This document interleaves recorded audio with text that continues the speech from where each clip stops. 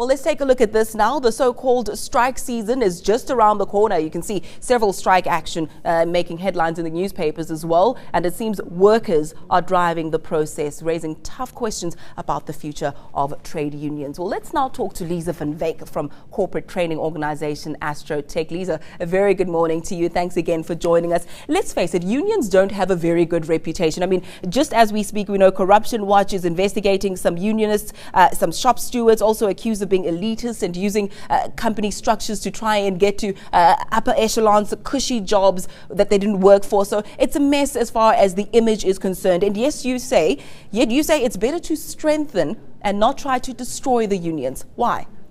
Well, really, business needs to work together with their workers, and they need to come to a solution where workers are being paid reasonably and are being productive, because that's in the interests of South Africa and really everybody. And if the unions are weak, we're going to see more and more of the violent kind of anarchy that we've seen a little bit of recently with respect to Marikana and the agricultural strikes. But we see that the opposition to unions is not just from management. We have unions themselves clashing and doing what is called poaching some of the workers. They're competing for a small pool of workers.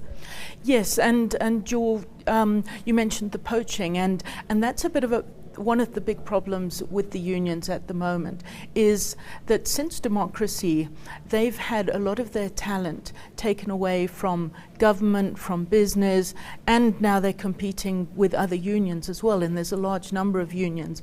And so really it's difficult that, as you've said, there's growing work, a smaller pool of workers effectively being shared. So it's important that we get strong unions that can manage their unions correctly and see less anarchy, essentially.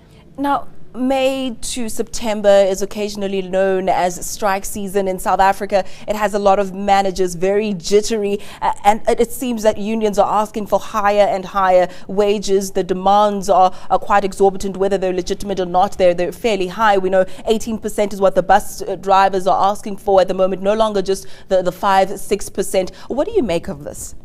Well, I think that we've really got to have a look and see from what base are they coming. It's important that we are paying reasonable wages. However, it's also important that we're competitive in the global marketplace. And I think that this really needs, productivity needs attention. So we must not only pay where necessary, but we've got to receive the productivity returns to make that justifiable. The strikes that we see in South Africa often turn violent, often turn destructive. How do we go forward and try and see the relationship between management and the workers smoothened out? What's the solution? I think that engagement is critical, that we can't, as business, we can't be putting our heads in the sand and just pretending it's not there until it explodes. So I think there's got to be engagement, there's got to be reasonable wages paid, there's got to be decent productivity and good working conditions with training that workers can see a career path ahead for themselves.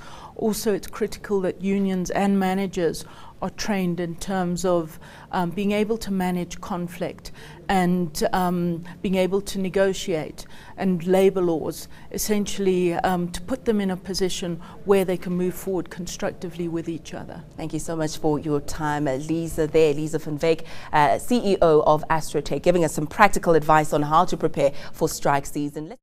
News that moves. eNCA.com.